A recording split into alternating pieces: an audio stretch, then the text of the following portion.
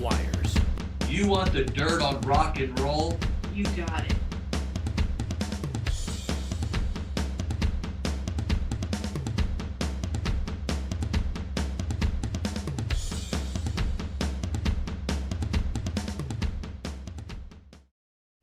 Hey everyone, welcome to episode 90. We are Tulsa Music Stream, and we'll be joined here in a few minutes with Carlos Cavazo, which everyone really knows him back in the early 80s, 83 in Quiet Riot with the mega monster album Metal Health and then Condition Critical.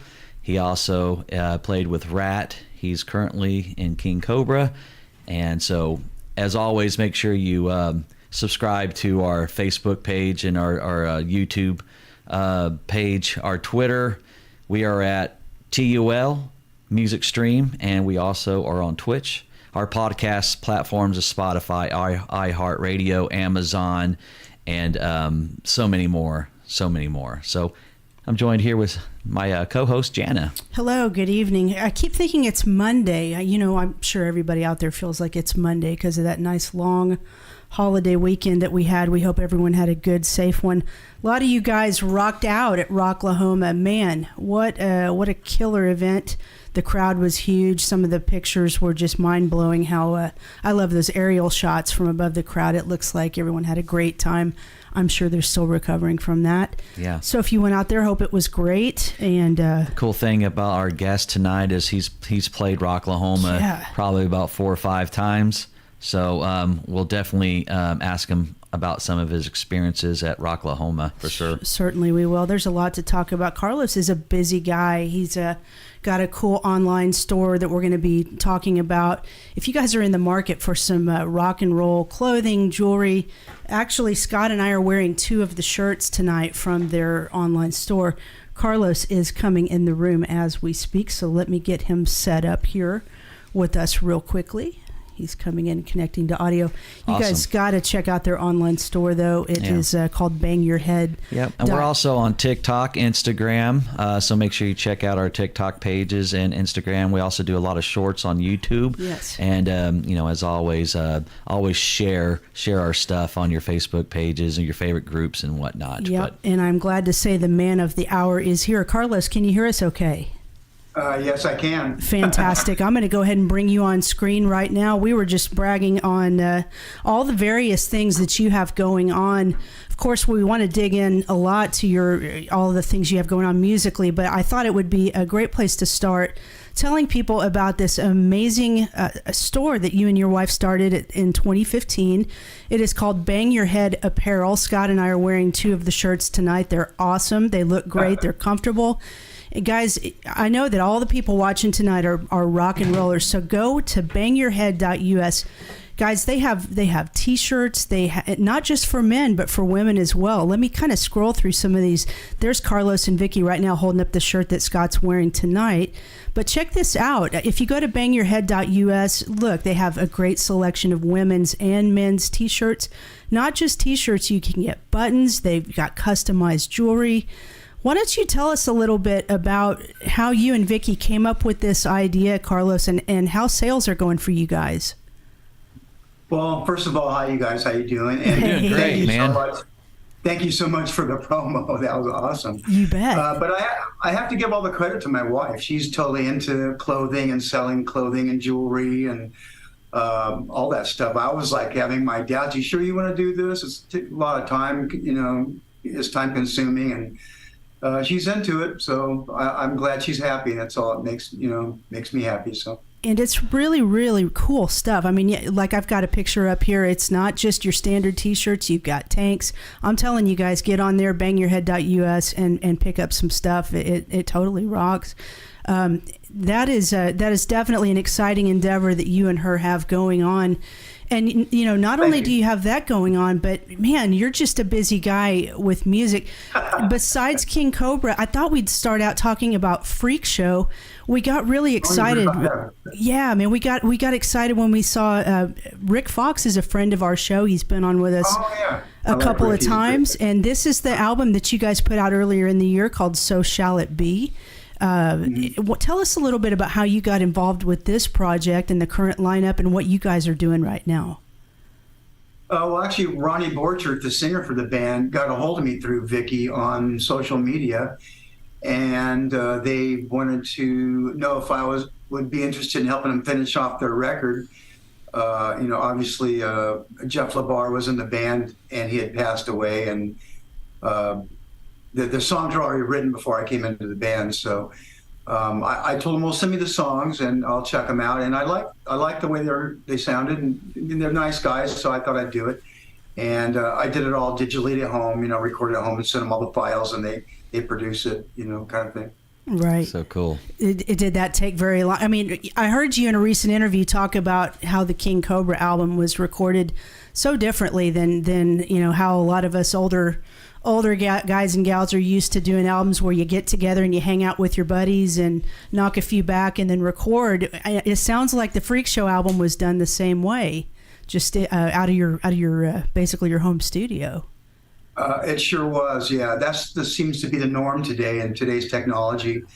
But for those who might not know, it's like you run through either GarageBand or Pro Tools, and you choose a plug-in like an amp sound that you like. And a lot of times I'll record everything that I hear in my head that could go in the song, and I'll send them my plugin that I liked, and I'll send them the dry signal also, so they can use a plugin of their choice. That's the technology of today, right.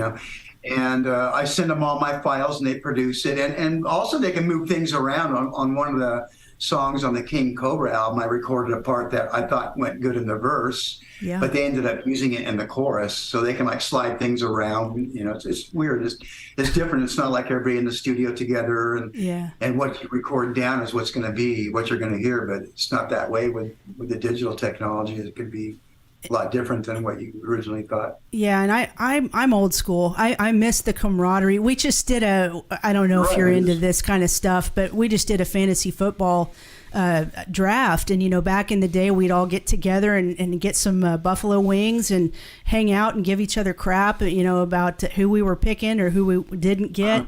And now that stuff's done online too, so it just seems like we're in a world where everybody's just kind of separated, and there's a lot of advantages to modern technology, but we lose some of that camaraderie for sure. And you did mention King Cobra. Go ahead. Well, I was going to mention what's even worse. What was a video that we did for King Cobra.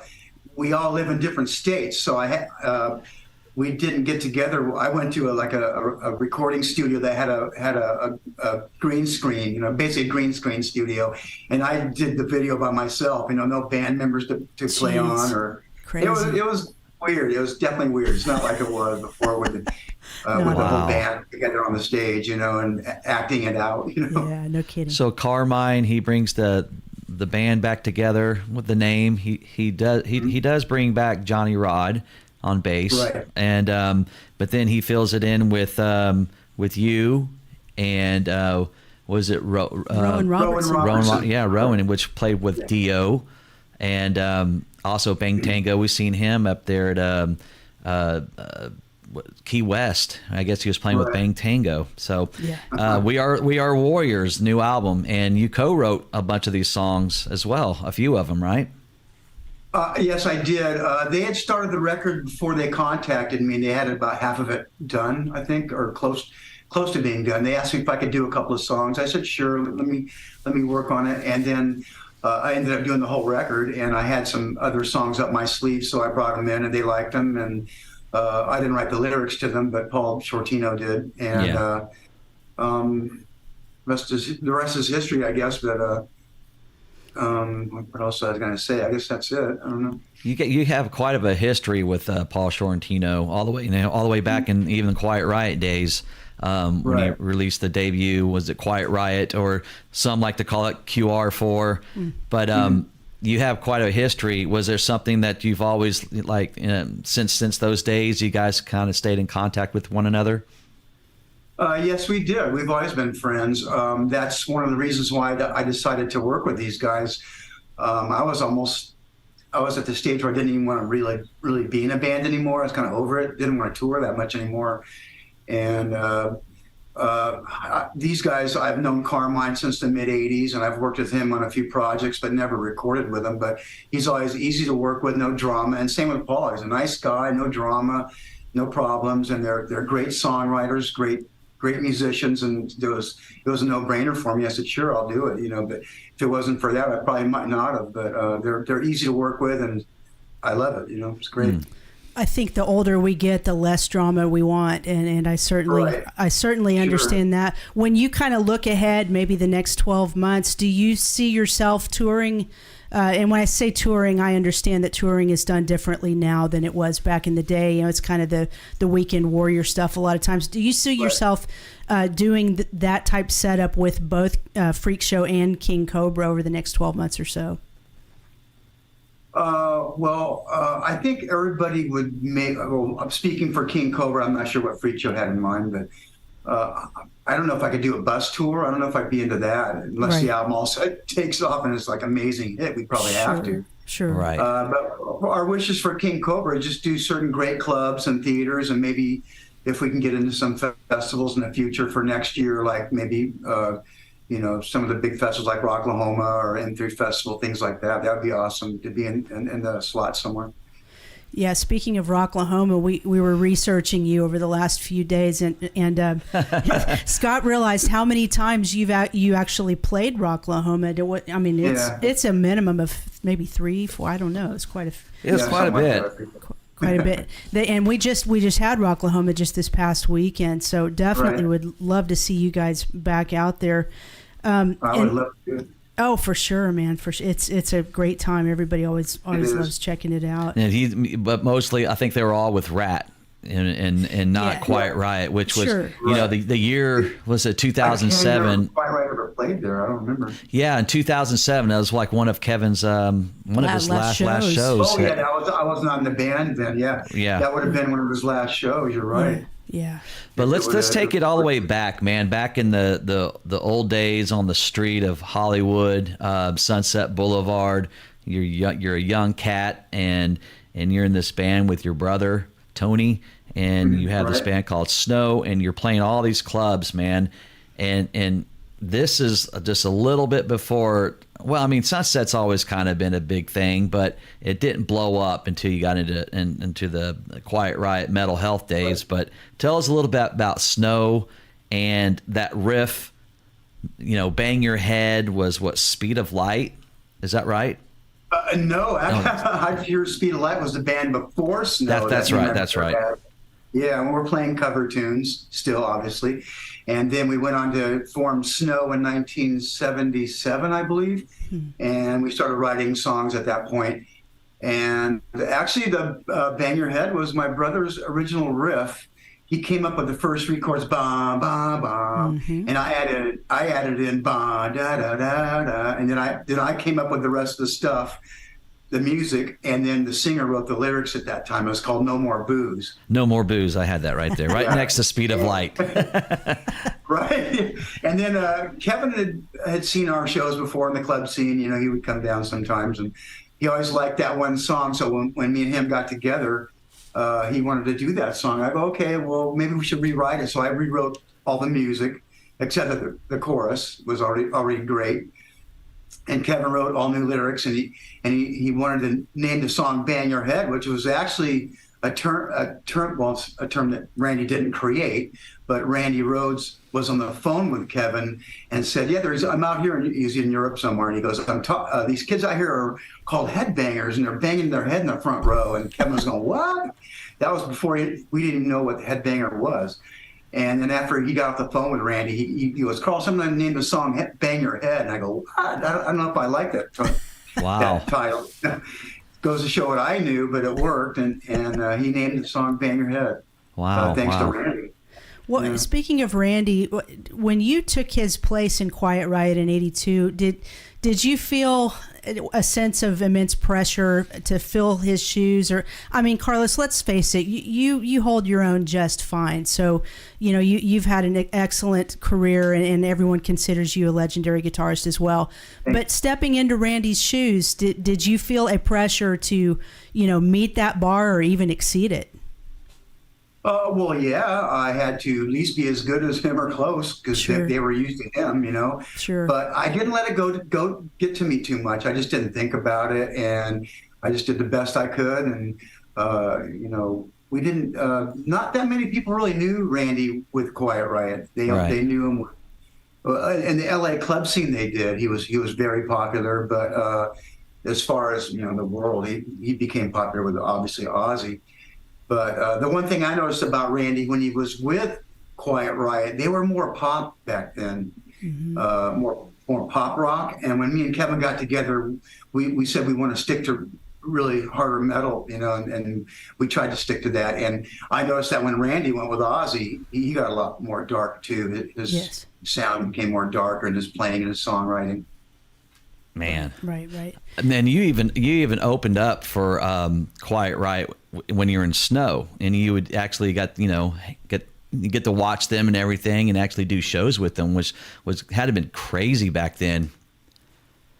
Yeah, it was cool. Snow opened up for Quiet Riot probably maybe 3 or 4 times, I believe. And I used to watch them do their sound checks. Randy would come out, set his amp, and start warming up, and we'd all be going, "Yeah, it sounds great." And he would come into our dressing room and talk to us. I was in there one time by myself, and he came in and he was checking out my guitars and seeing what I had.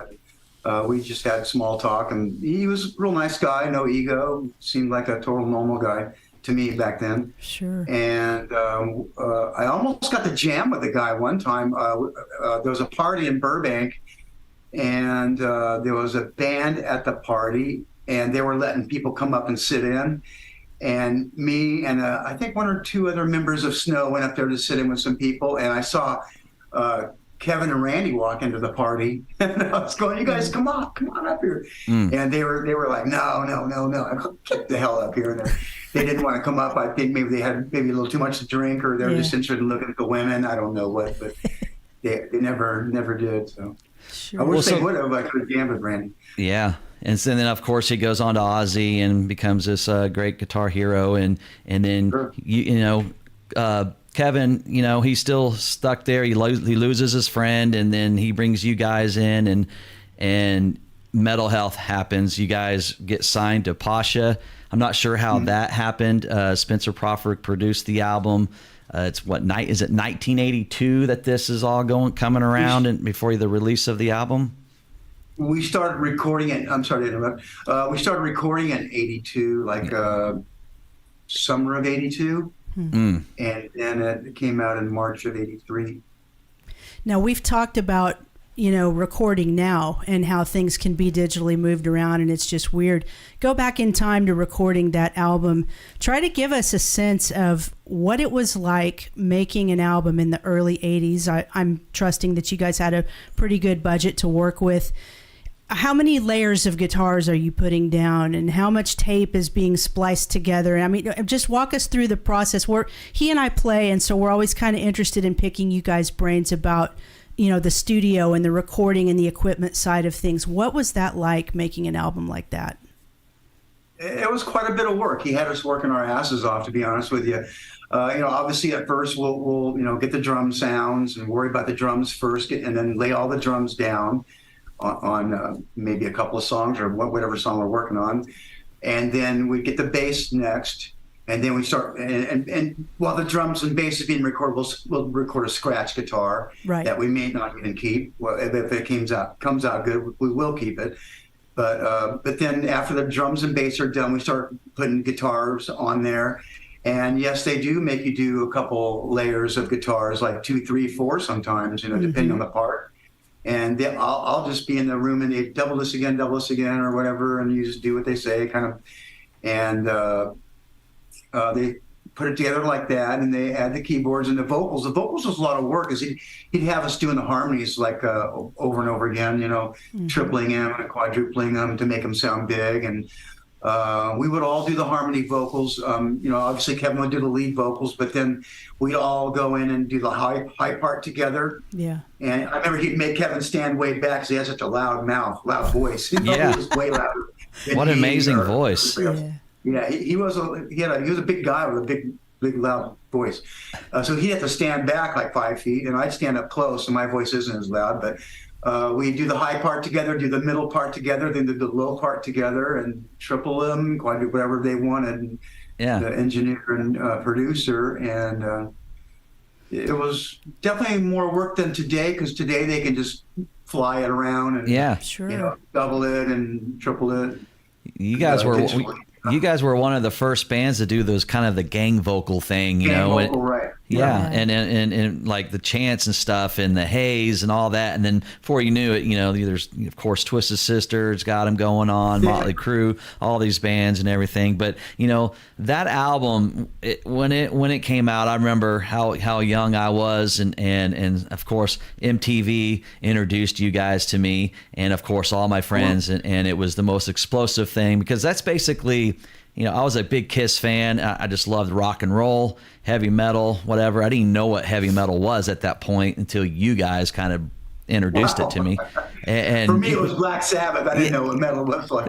Yeah. When you had Black Sabbath, you have your AC/DCs and stuff, but then the term mental health and all that, and it comes on and it explodes on my TV set, and I basically stay up all night long just to watch the few videos that are come out there. You had the Thompson Twins and everything else, and then Come On Feel the Noise would come on, and but the riff that you can hear around the world even today, I mean, Come On Feel the Noise, Metal Health, that guitar riff, you can hear them in arenas, stadiums, hell, I mean, before big concerts, before a band comes out, you hear bow, bow, down. I mean, it's just explosive. So anywhere you go, even today, what's that like for you to just go into an environment and then you hear your own songs that you recorded, years ago?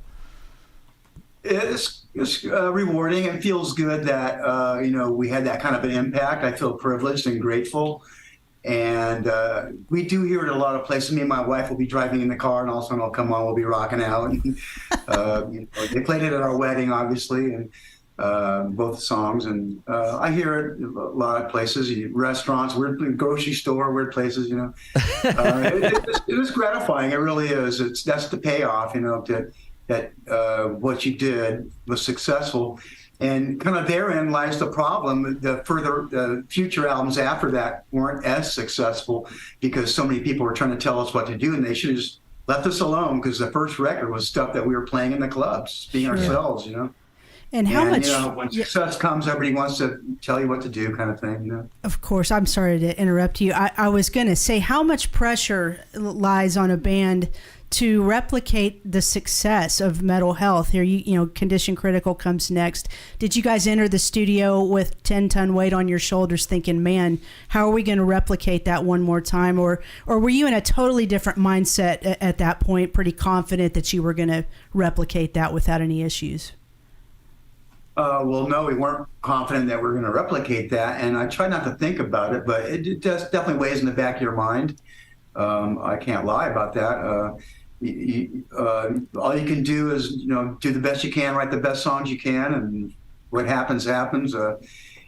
Maybe we got lucky on that first record. It's kind of like winning the lottery. I don't know. Yeah. But the times changed also, and the music changed a little bit. That probably had a lot to do with it. And along with the music we were pumping out was probably not as good, because sometimes we'd go in there with a whole bunch of songs, and the producer would go, no, these aren't good enough. Let's go back to the drawing board. And we're like, what? They kept us out of work for like years, and at one point, and just playing this cat and mouse game with material. And I thought the songs were great. They should have just left us alone. But I don't know.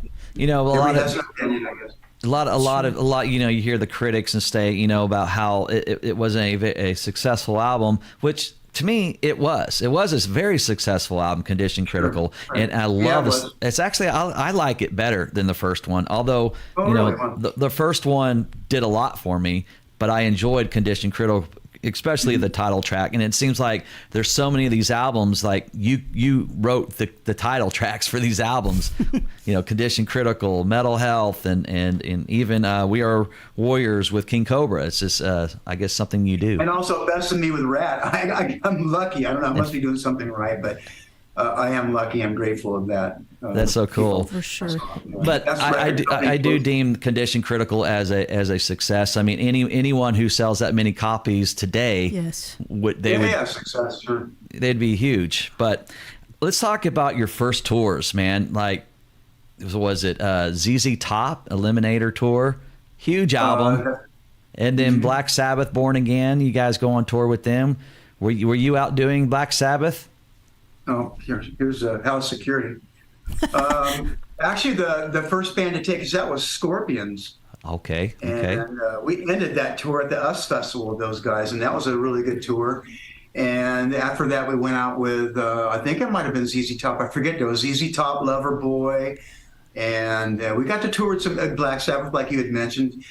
Fortunately, we got to tour with some great bands that exposed us to a lot of people that might not even, picked up our record. But I thank them a lot for that. And we had fun on those tours, definitely. Were any of the headliners a little bit nervous with, your rise to fame, your album going #1? And that had to be an amazing feeling, just checking the Billboard, where are we at now? Where, is okay, we're climbing, and then you guys end up being the very first #1 heavy metal record on Billboard. What was that feeling like? And did you guys party it down once you got to #1? Yeah. It was exciting, to be honest with you. We checked the numbers every week. Our manager would send us the numbers. We'd be on the road. And actually, it became #1 when we were on tour with Black Sabbath.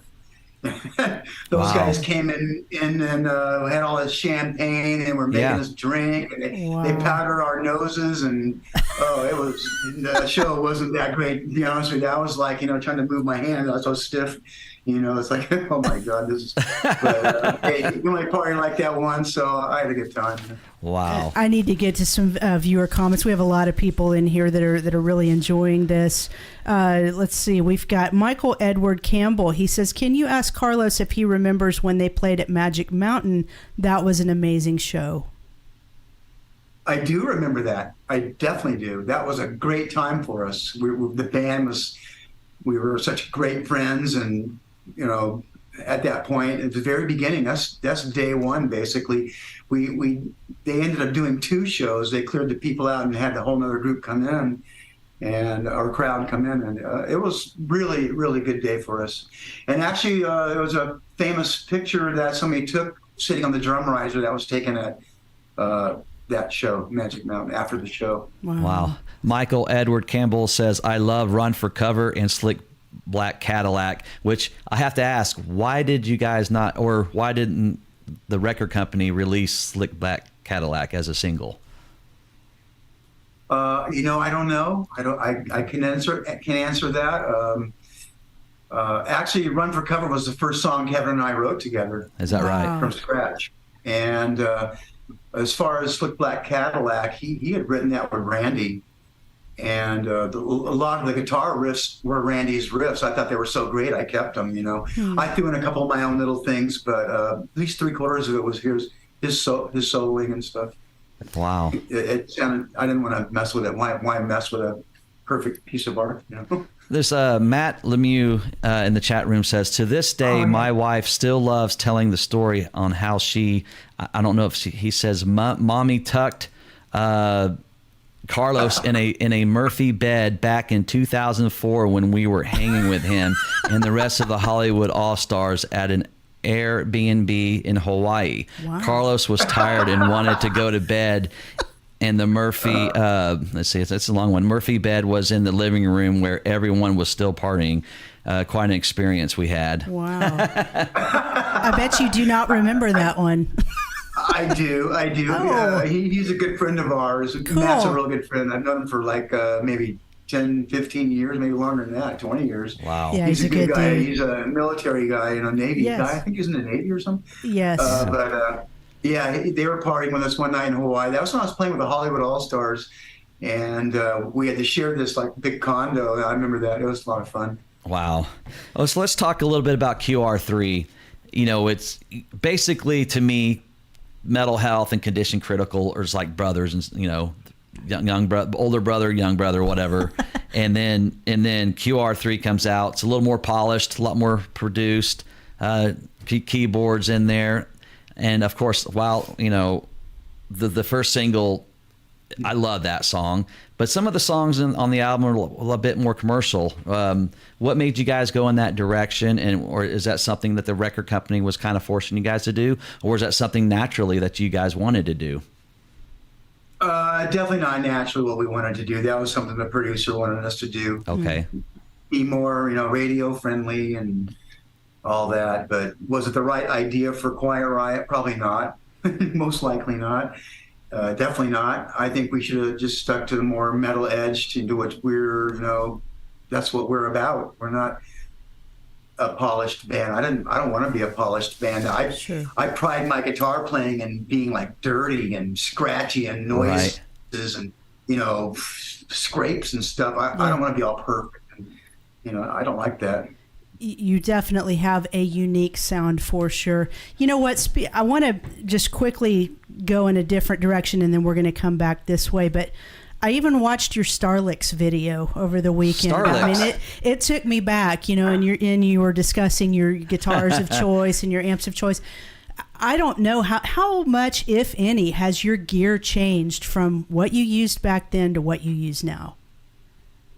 It went through a lot of changes. Back then, it was just Marshalls with distortion box and delay pedals, basically pedals. And then as we had more success, I tried rack mount stuff. Yeah. And then in the 90s, I was trying to use, digital, digital guitar sounds and stuff like that. And then when I joined Rat, I owe it to Warren DeMartini. He taught me, you got to throw a lot of crap away and go back to pedals the old school way. And I did. And I love it. It sounds so much better. And today I still use just, stomp boxes. It's so much easier on the road too. You don't have to tour all this rack mount stuff. And I like the sound better too. Right on. Let me go back to what we were talking about before I stuck that one in here. I want to first of all say that I respect that you have made plenty of comments to plenty of other people who've interviewed you, and we understand that the Quiet Riot era is in your rearview mirror, and we respect that. You've moved on to other projects, and you're involved with those now, and you're doing great work to this day. But I know that because of what Quiet Riot meant to you, not only launching your career, but the time that you spent with those guys, I would imagine that it has been a journey for you to process losing two of your friends. And let's set aside any wrongdoings that may have happened on their end that were, disappointing to you. What has that journey of processing the fact that your two friends are no longer here with us, what has that been like for you? And are you even through the journey? Does the journey continue for you? Probably never be through it. I think when anybody is in your life and passes away, it changes you in some way. It changes your life to a certain degree. And because I spent so much time with those guys, probably will never really get over it. It'll always be in the back of my mind, why did it happen? Why?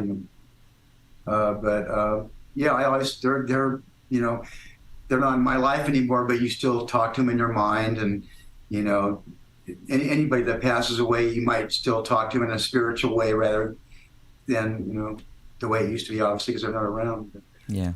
Sure. That was, that hurt the metal community, when Kevin passed, Sure.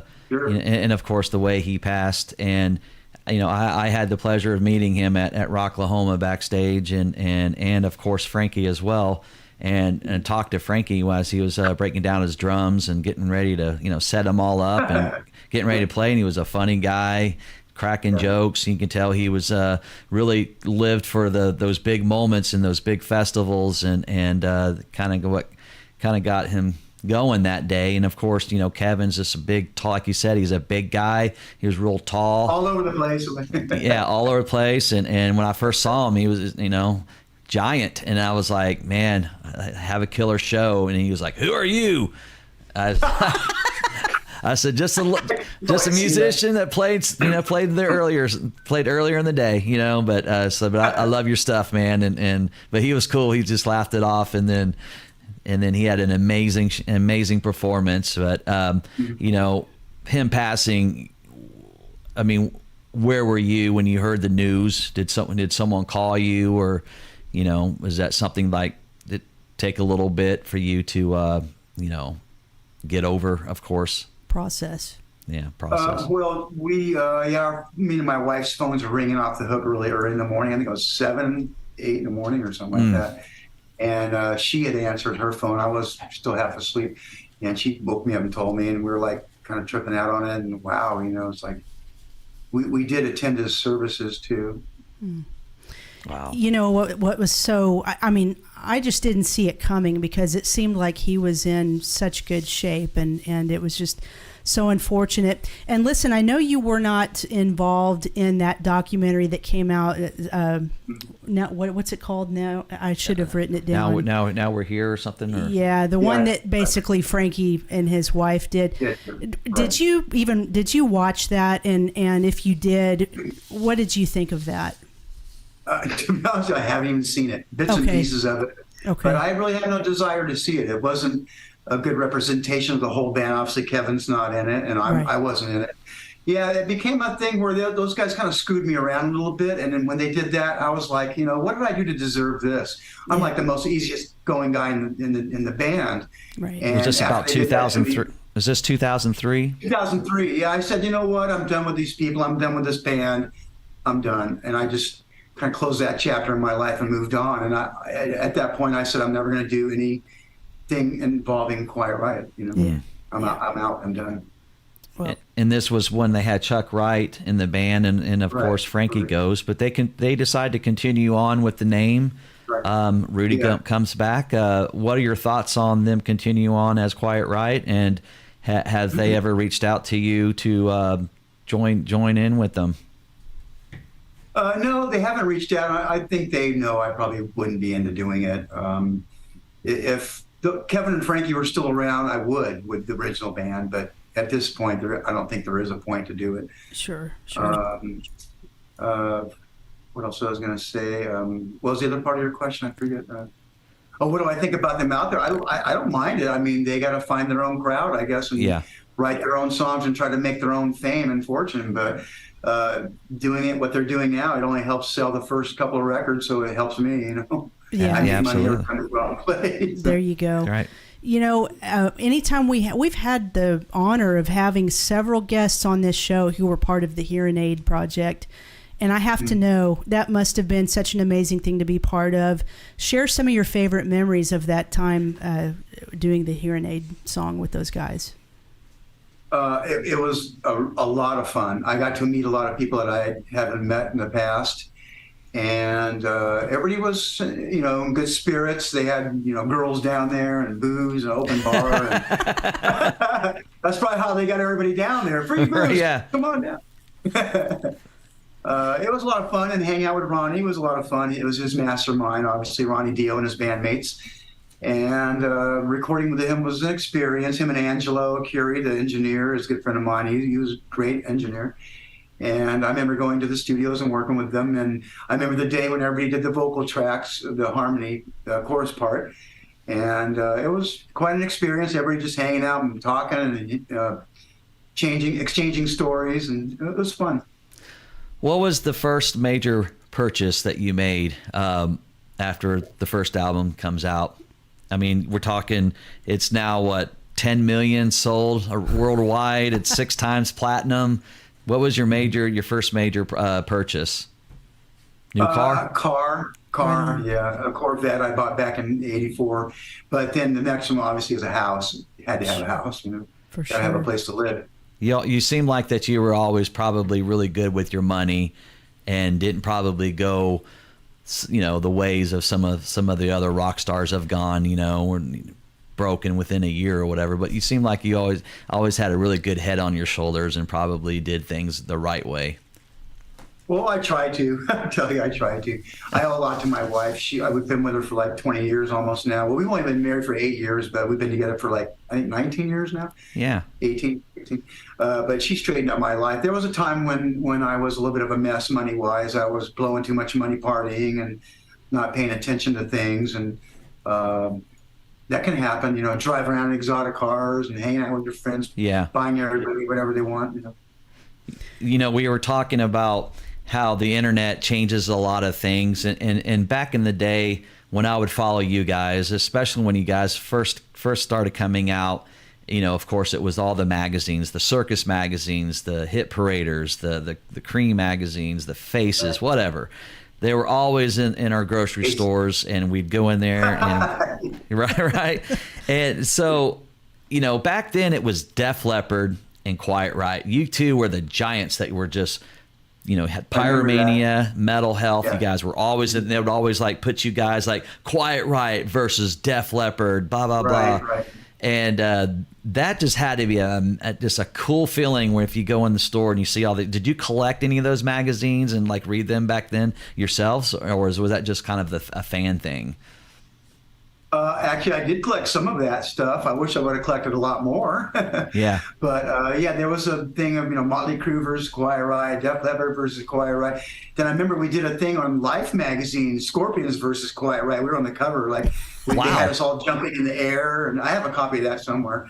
They had us jumping up in the air, looking at each other like, you know, like that kind of thing. That is so you might be cool. able to search it out on YouTube or something like that, or Safari or something. It was Life magazine in 1985, I believe. Yeah. Wow. We were on the cover, or maybe no, maybe not the cover. The inside, a big fold out. Still a big deal. That's awesome. Yeah. We're gonna get to some questions, but Yeah. we know we brought up your wife, Vicky, and she was really cool to deal with on Facebook and everything. She seems really nice. But I did go over on her page, and she has posted a video where I guess your one of your guitars you played in snow that you somehow didn't have anymore, and somehow they got it back to you, and she was filming you opening up the case, and it was like, I think it was a red guitar or something. Right, red and white striped, like a barber pole kind of thing. Wow. Yeah, that was the guitar in the heyday of Snow I was using. You know, Grover Jackson got that guitar for me. I've been working with Grover Jackson since back then, like late 70s. And, you know, I also have an endorsement with Gibson. I owe a lot to Gibson guitars. They take good care of me for the last like 15, 20 years or so. Mm-hmm. And, yeah, I ended up selling that. Like when I was in Snow, I needed the money. I wasn't, I was using some other guitars at that point. So I sold that. And the guy that bought it wanted to give it back to me like last year, I think it was, or whenever that was, a year or two ago. And I go, dude, I'll pay for it. What do you want for it? I'll give you whatever you want for it. And he said he wants to give it to me. I go, oh. He came over to my house and gave it to me and everything. Wow. I knew the guy. He was a friend of the Snow's manager back in the late 70s. Our manager, Stuart White. He was a friend of Stuart White's. Wow. That is so cool. Of course, your brother Tony was in Hurricane. And then there's singer Kelly. He was now a Foreigner is retiring. Yeah, Kelly. So Hansen. is it Kelly Hansen? Are they any talks of Hurricane maybe getting back together? Give us some news. I want to touch that one. I don't know. Maybe he might. He probably doesn't maybe want to do anything anymore either. I don't know. Hard to say, but they're happy with the guy they have now. So you know, that's my brother tells me they're great with him. So that's cool. Who knows? Cool. Let's get to a viewer question here from Terry Fleming. Do any memories from the old days inspire the music you make today? Of course, yeah. We Are Warriors was written about all the partying that we did in the 80s on the Sunset Strip. If you listen to the lyrics, you know, it's about going out to the strips, check out the bands, check out the girls, and you know, all this. I didn't write the lyrics, Paul Shortino did, but when we wrote the song, I said, we should write about, you know, the days that we had back in the 80s, you know, and he loved the idea and did a great job on it, and we're influenced by that, definitely.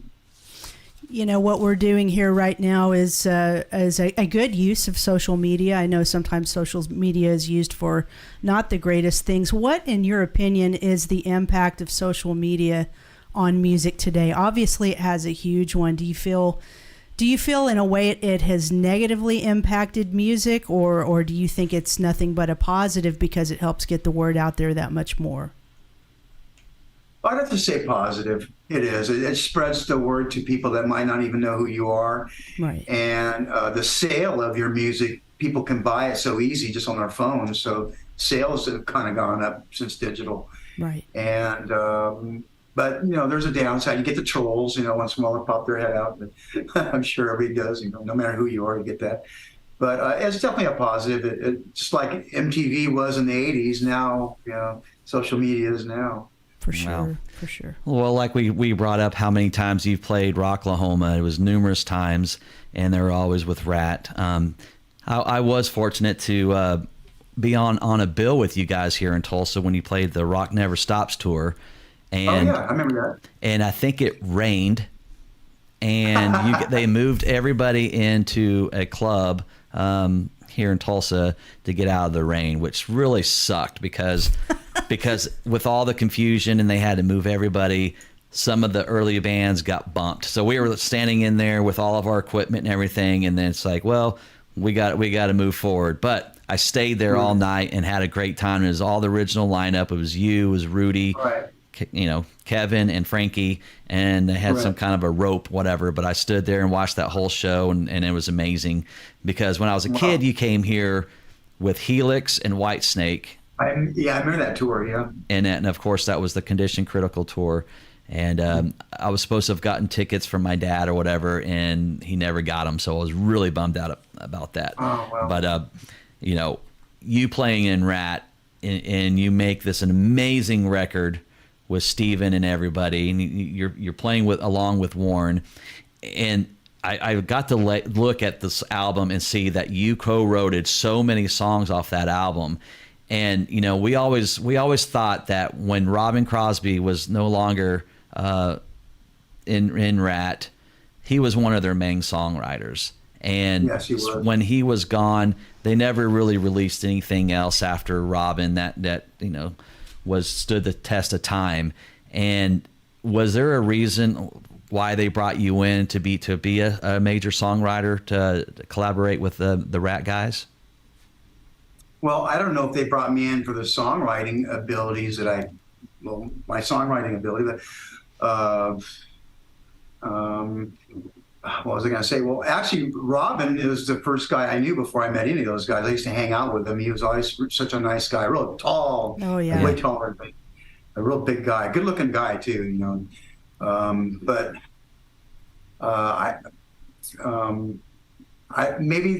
Actually Warren had ran into Vinny Appice at a club in Hollywood and asked him for my phone number. I guess they were looking for guitar players. I don't know why they thought of me, but I don't know if it has anything to do with because of my songwriting. I really doubt that. I don't think they even knew I could write songs. Wow. I'm not sure. But I did go down and work with them for a little bit, and it worked out. And I ended up, I think thankfully they let me play with the band, and it was a privilege to play with those guys. I had a lot of fun playing with those guys. It was like being in the '80s again, because those guys still party a lot, and yeah, a lot of the bands you tour with, they're older now. They just go to their room and watch TV or something. These guys like to party still, and it was fun. The album's a powerhouse. I mean, it really is. I mean, you can put it up against a lot of their earlier stuff. Just sounds great. The production's good. Elvis Bass kept producing. He's a great producer. Yeah. Absolutely. And of course, we got to go record that record. Actually, another weird recording was we went to his studio in Virginia Beach, north of Virginia Beach somewhere. And it was like right on the ocean, on the beach, and it was like a vacation home. It was fun. So I'd be like laying out in the sun, swimming a little bit, and they'd call me, go do some more guitar parts, and I'd go up there, and it was a fun recording like that. And we had to stay there for I think it was a month or so, a couple weeks here and there. Yeah, and when you got in the band, I thought, well, you're perfect fit for it. Yeah, I mean, kidding. I felt I was too. I was. It was a lot of fun playing with Warren, and I like all those guys. They're great people, even though things aren't working out now. They're still my friends at the end of the day. Yeah, and I wish them the best. And I hope maybe one day we can do something again. One day. Yeah, absolutely. If those Steven and Warren and Bobby and everybody can work some things out and decide to do another tour, whatever, new album, something. I hope that you get that call and I'm definitely the guy for the gig. I don't think there's anybody Yes. else that would fit as good as I did. awesome. Totally agree. I agree. We'll start to wrap things up here with you. I do have another viewer question from Benjamin Cutler. He says, will you do any studio stuff with your brother? Actually, I just kind of did.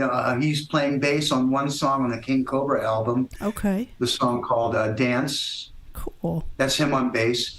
And Bob Daisley played bass on One More Night. Oh, wow. Wow. Excellent. So I Wow. did one record with. Now you're still But, living. yeah, I'll record. I'm sorry. I'll probably definitely record with him other stuff in the future. I would love to. Fantastic. Wow. See my brother. You still live in L.A. Is that right? Yeah, Northridge, California. Wow. Okay. Yeah, I think I met you. We actually went out there. Do you remember Happening Harry? I do. Yeah, I know him. He was a Yeah. promoter for the Cat Right. Club, and he would Right. book a lot of bands out there. And our band got out there, and we played a few of those places out there. And I Right. think there's one of the shows that we did. It was like 2006. It was a place called The Joint Oh, yeah. in Hollywood, or Beverly Hills, or something like that. It was the same place where That Brett, wasn't that the House of Blues, the Joint? yeah, That wasn't that. I believe think it might have so. been yeah, I think it was House of Blues inside there. Yeah. It was the same club that Brett Michaels, which did some shots for Rock Gotta of be, Love yeah. or something like that. Yeah. Right. I'm sure that's House of Blues. But we did a show there, and then after us, and there was like an all-star type jam and everything. There was the guy from Armored Saint, and Yeah. you were up there playing. I was like, "That's Carlos! That's freaking Carlos!" Anyway, I got to remember meet you that. and say hi. It was Oh, really? years ago. Okay, one more Thank you, viewer Don. question. One more question here for you. Can you ask Carlos if he remembers Asylum Suite, Michael Anthony's younger brother from Van Halen? I do. Yeah. Michael Anthony's a good friend of me. I like him. He's a great guy. I met him many times, and I got the opportunity to jam on stage with him a few times. And yeah, I do remember his brother. Yeah, Asylum Suite. Yeah, they were cool people. They used to be in the club scene for a long time. Yeah. Wow. So we've grilled you about all things music. This is a new question I'm starting to roll in for our guests, because I always hope I can hit on something that you rarely get asked about. But what is the one thing that no one ever asks you about that you're passionate to talk about that you maybe want to spend a minute or two talking about? Or did we already cover it?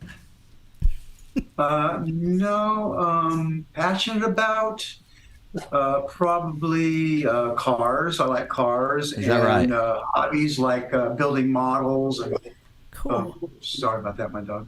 okay. Racing slot cars, things like that. Me and my friends build slot cars and models. And Cool. I work on all my own cars, except for one of them, an exotic car. I have to take it to a shop. You can't even get into it without putting it on a lift and taking the bottom apart. But like my wife's car, and some of my friends know I fix cars, so they come to me when they have car problems. Can you Oh, check wow. this out? And I usually fix it for free. They just pay for the parts, Oh, that's so cool. Do you? But I can't rip a whole engine apart. I might fix like the alternator or the water pump or bolt on stuff like that. or So are replace you the one of damn- those guys that has cars that he enters in car shows, like to compete for prizes? No, I wish I could. I got one car that's probably almost good enough to put in a decent car show, but I don't. It's a lot of work to do that. Sure. Yeah, those things have to be immaculate. Absolutely. Wow. All right. You guys, you were right there in the thick of it when Van Halen and Quiet Riot were, as the stories are told, that there were rivalries there in L.A. You saw it kind of firsthand yourself, and then you joined Quiet Riot, and you now know at least one side of that. How big was that rivalry, or is that just a bunch? Is that just a bunch of noise? No, it really was a rivalry because Kevin would always be like mouthing off a little bit when they're opening up for Van Halen. Eddie didn't like that at all, and he would like try to put him in his place. And I remember at the grand opening of Guitar Center, me and Eddie and Kevin kicked all the girls out of the girls' bathroom, and we went in there. We had security block the door, and Kevin and Eddie were getting into an argument. I was sitting there watching and, mediating, basically. Jeez. And they got on the floor and they're arm wrestling. Okay, whoever wins this arm wrestling match is going to be the winner of this argument, basically.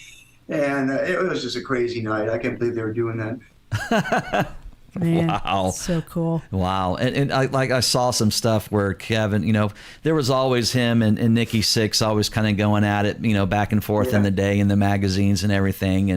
And I kind of understand Kevin's side, because you guys broke down that door with Mental Health. And then, it took you guys a lot of hard work, it took you a long time to do it, especially with Kevin and Randy and everything. And then all of a sudden, he sees everyone just getting a pass, getting signed left and right. And he probably felt like, great that you guys did kick in that door, but everyone else just kind of like, came in right behind you a little bit. And so I could see where he could probably felt a little, like a knife a little bit, twisted in him a little bit. Well, for me, a lot of those people were our friends. I met them to play in the local club scene. I knew the guys in Motley Crue. I knew the guys in Dawkins and, Great White and, God, who else? Anybody else I might have forgotten. Sorry about that. But a lot of people, and they're all my friends. So, I don't know why it was like that. But, God, forgot what I was going to say after this. What was your question again, though? Oh, it's just how I understood, where I could see where he was a little upset with people just getting, a free pass, to get signed without. I've always kind of wondered if maybe deep down he was insecure. I don't know, maybe. He definitely was an insecure person. He definitely was. But, there were people that came before us, like Van Halen and Def Leppard, kind of helped to pave the way for us. Right. And I think we were the ones from LA that just kind of took off, But Van Halen was a whole different ball game than we were, a whole different league, So they were just kind of looking at us at the time, I guess. Yeah.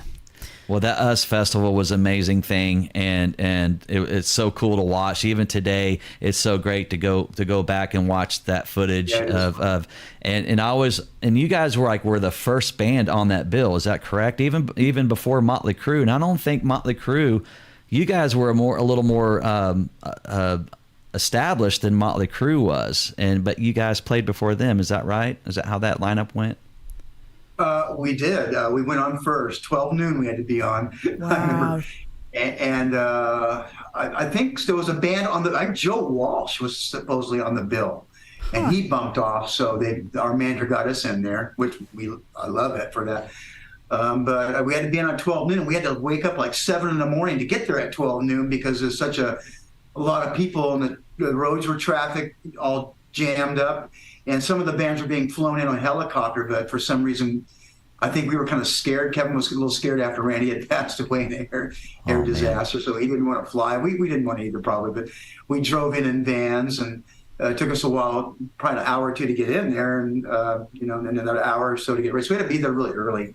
But I'll never forget it. They had all the trailers that everybody dressed in next to each other. So all the bands, were seeing each other and saying hi to everybody. Everybody was talking to each other. It was fun. Go ahead. Oh, it's just that we've got two different people in here who are dying to know if you either have written a book, or if you haven't, if you would consider writing a book. I would. I've had a couple different people come to me for a book and a ghostwriter. I haven't agreed yet, but I probably will. I'm sure it'll happen one day. That's awesome news. Wow. You have stated, and we'll let you go, you have stated in previous interviews on how, of course, Kevin, he had his way of words and the way he liked to speak out is a little more outspoken. Right. But you said when Frankie would come around, his personality would change and everything like that. Why do you think that it was Frankie that would, maybe make him change the way he, his attitude and everything? Well, the problem was both of them were kind of A-personality people. I don't know if you know what A-personality is. Yeah. Mm-hmm. They're kind of like all about themselves, me, and I make the rules here, you must follow my rules, kind of thing. They were really, they didn't, how can I put this? They didn't know the meaning of positive reinforcement. Mm. They only knew forced compliance, do this now, instead of, the old term, if you can catch more flies with honey than vinegar, well, they used sour vinegar. They didn't care about honey. They were those kind of people. Yeah. And Kevin was easier to handle on his own, but when Frankie would come around, I think he would light the fires under his ass, and it would be worse to deal with both of them together. It was like when one of them was mad at you, they are both mad at you. Wow. It was a strange relationship they had, like a bromance or whatever we want to call it. I don't know what. But, I was never a problem in the band. I was always the easiest guy to get along with, probably. Yeah, you surely seem that way. Yeah, I can tell. You probably had to play peacemaker more than once. I did in many situations. Oh, yeah. Of course. And, the thing I do feel bad about is, Kevin, I have to say, he was really protective of his bandmates. Like when we'd go out to club together and stuff, and he thought somebody was kind of giving me some shit, or he'd go get in the middle and, hey, you leave him alone. He was really protective. He was like that with everybody, I have to say. And I feel bad that I wasn't there in his time of need, when he was passing away. I wish I would have been there partying with him. I could have maybe done something. I don't know. Yeah. Well, you have certainly had a career that you should be very proud of. It is truly our honor to speak with you this evening and to celebrate your career and your accomplishments with you. We want to remind people, please go to bangyourhead.us and pick up some clothing or jewelry or other fun stuff from Carlos and Vicky's online store. Yeah, I mean, who doesn't want a Gazzari shirt? Yeah, I mean, it's pretty badass. We went to L.A. and we saw Steel Panther. What was it, with Palladium? Is that what they called it afterwards? Oh, Palladium. Yeah, it was a cool show. I like those guys. They're pretty cool people. I know them. Absolutely. But yeah, guys, go to the store, pick up some stuff, and support Carlos and his ventures with King Cobra, Freak Show, and whatever else he decides to delve into. Carlos, thank you so much for your time tonight. Please tell Vicky thank you for us as well. I definitely will. Thank you for having me on your show. Thanks, Appreciate it. Awesome. Have a great night. Okay. Thank you. Bye-bye. Bye-bye. Awesome. Love it. That was great, man. What a sweet guy. Sweet soul. Yeah, and there's so much to talk about, because he's been through so much. I know. And his attitude with a lot of it is, the way he explains a lot of it, is a lot different than way you would think, like you'd read like in magazines and things, they blow these things out of proportion. He seems to just kind of laugh a lot of that stuff off and just like, it's just what happened. And then we just moved on from it. And, I think it was Elizabeth Talcott that said in here, he still looks great. He does. He is one of those guys that is aging quite well. And you can tell he's healthy and in a good place in his life. And again, we thank him and his wife, Vicky, for helping accommodate that interview. That was amazing. I did ask him, why Slick Black Cadillac was never a single off that album, because it was a big song. It was a big song, but without it being a single. And you would think, like, this album is doing great. We have Come On Feel the Noise, then we got Bang Your Head, and then of course the Thunderbird with the song to Randy Rhoads was on there, and people were gravitating to that song as well. And then Slick Black Cadillac, was just a fun song, and it was a song that Randy had on the Quiet Riot 2. Yeah. So he's basically like the first guy to cover a Randy Rhoads song. Yeah, that's one way to look at it. And he covered it in the same band that Randy was in. So, asked him about, filling some big shoes and everything. And, he had to do that live, but he also had to do it in the recording studio. And it would have been cool if Randy ever got to hear any demos of Slick Black Cadillac with Carlos on guitar and what he thought about it. And maybe he never did, but he died, prior to Metal Hell. So it would have been an amazing, just knowing what he thought about that song being recorded. Yeah, I'm sure he would have loved it. But, I didn't really get to delve as much as I wanted to into Carlos's actual style of playing. I heard another guy in an interview tell him that he just has that unmistakable sound. When you hear Carlos playing, it's him. He's got the right hand from hell that I wish I had, and he's just a really fantastic player and a fantastic person as well. Another great interview here on Tulsa Music Stream. And they just released We Are Warriors, King Cobra. You can stream it on Spotify, of course, YouTube, and all the other streaming platforms. Check out King Cobra. Go to the website and maybe order yourself a CD or whatever. I'm not sure what they have available, but we're talking about some guy that is 6-time platinum. Just on one album. And just, guys, like Scott brought up earlier, think about when you're out at a sporting event or in a grocery store, or, I mean, how often do you hear Come On Feel the Noise? These are iconic songs that have lived on for, 50 years? Yeah, and even like 40. Some other songs off that album, you hear in different, like Hair Nation, all the time. But even the second album, Condition Critical, Mama, We're All Crazy Now. You hear those in arenas too, Yeah.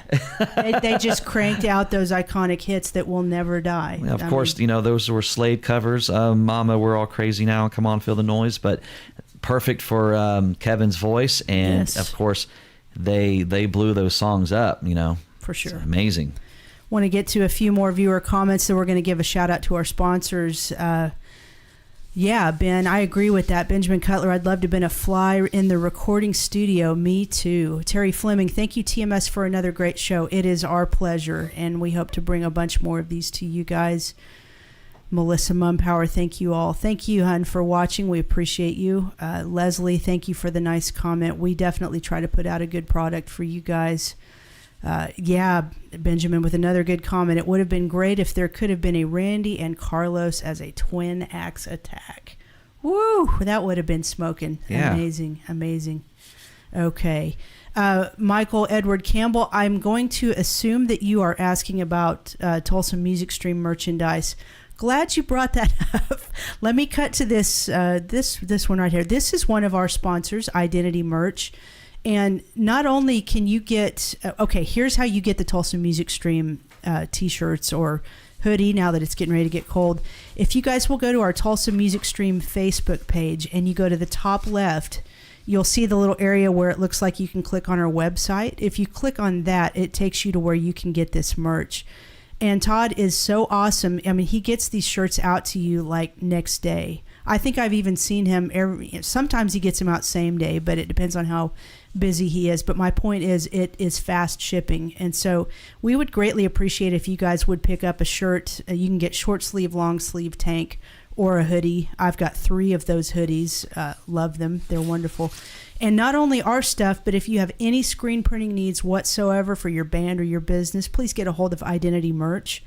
You can find them online, Facebook, or I think they have an actual website as well. Just look for Identity Merch. Let's give a shout out to our other sponsors, Sycamo Filmworks. Thank you for our awesome intro. If you have any video needs, contact sycamo@gmail.com. DEB Concerts. I bet Doug Burgess is going to sleep for 3 straight days recovering from the Rocklahoma that just happened. It looked like it was an amazing time out there. We hope all of you had a great time. Stay tuned because it'll happen again next year, y'all, and it's always a party. You guys know that. So DEB Concerts, thank you for being a sponsor of Tulsa Music Stream. If you guys have any IT needs whatsoever, Dustin Little is your man. Get a hold of Dustin at 918-640-0892. His company is called Okie PC. They are practical technology and networking services for Oklahoma's local business community.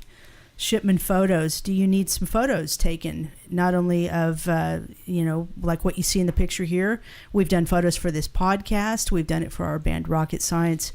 If you guys need any photos done whatsoever, go to shipmanphotos.com. Get a hold of those guys and they will hook you up. Like Scott said earlier, you can always watch TMS live or on replay if you go to YouTube, Facebook, Twitter, or Twitch. When you go to our YouTube channel, please make sure you subscribe and hit the notification bell so you'll always know when we go live.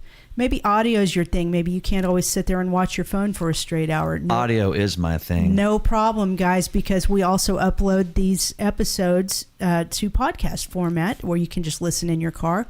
Spotify, Amazon Music, iHeartRadio, Apple Podcasts, Google Podcasts, and more. That was a mouthful. Google.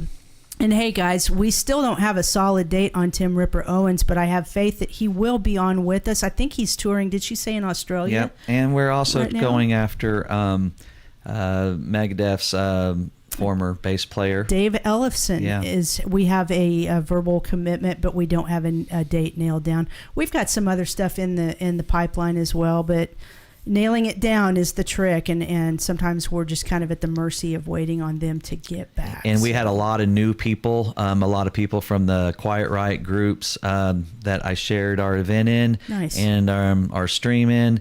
And I would like to thank each and every one of you, all of our new people, man. Thank you guys so much, because without you, we aren't anything. Or is that, I don't even know if that was even correct. Well, no, it's true. We aren't anything without you, because otherwise we're just sitting here talking to this wall by ourselves, and that's kind of a silly use of time. Right? And we do appreciate all the new faces, all the new people coming in on our show, and we do appreciate all your shares. That's the way we build this thing, and hopefully we will get to 1,000 subscribers on YouTube. We're now close to 700. We're like we need like 30, around 30 something more subscribers on YouTube. And the quicker we get to 1,000, the better we can do some cooler things on YouTube. Right now, you can also on YouTube you can send our what they call super chats and super stickers and super thanks. Those are always great, very helpful. It helps us recoup some money that we may have put into this for our lights and cameras, and we just had a TV go out just not too long ago. So, hey, everything little thing helps. So we appreciate it. If only you guys could see what's on the other side of this camera. So quick funny story. We had an 85, I said 85-inch television that was less than 2 years old go out on us. And it got a big black line down the middle of it. And we thought, man, rather than throw that thing out, let's drag it into the stream room, prop it up on a table, and we'll use it as like a monitor where we can see the guest on it. And that way we can be looking straight forward. That thing just died within right like before we 3 went minutes before we went live. The whole thing just went dead, and I felt the screen. It was burning hot, and I was like, "We're gonna cook up some this thing's over with." We're gonna cook some hot dogs on that thing. Right? We had to just shut that thing off, and we'll just replace it with something else and throw that thing in the trash. I mean, can you imagine what our neighbors? We have what do they call the people that come and pick up the? It's called bulky waste. Bulky waste. They're coming Monday. See this big ass 85-inch TV. Oh man, that neighbor that judged us so much last time when he walked by our bulky waste pickup stuff that was piled up on the curb. And I'm dragging the next load out, and I see him look at the load, and he just shakes his head like, "You trashy people." He didn't know I was bulky waste would be there in less than 12 hours. He just was being very impatient. So hey guys, where can we go again to get some merch? Already covered that. I know. We're good. I already covered that one. Anyway, I think Scott and I are going to sign off, and we're going to go watch that really amazing story about that guy they're trying to capture in Pennsylvania that escaped from prison. Are you guys following that? Wow, that's a scary deal. Yeah. Be careful if you're in the Pennsylvania area, right? Thank you guys so much. Check us out on YouTube. Check us out on Twitter. We are at TUL Music Stream. We're on Twitch. We're on Spotify, iHeartRadio, Amazon. We are on Apple iTunes, all that good stuff, We're just on. Actually, we're not on anymore. We're getting ready to sign off. Check us out on TikTok, Instagram. See you guys there. Hey, well, we'll be back at some point. You guys stay tuned. Go watch some previous episodes on Tulsa Music Stream. Bang your head! Oh, that hurt. You guys have a great night. Have a great week. We'll see you soon. Take care. Good night.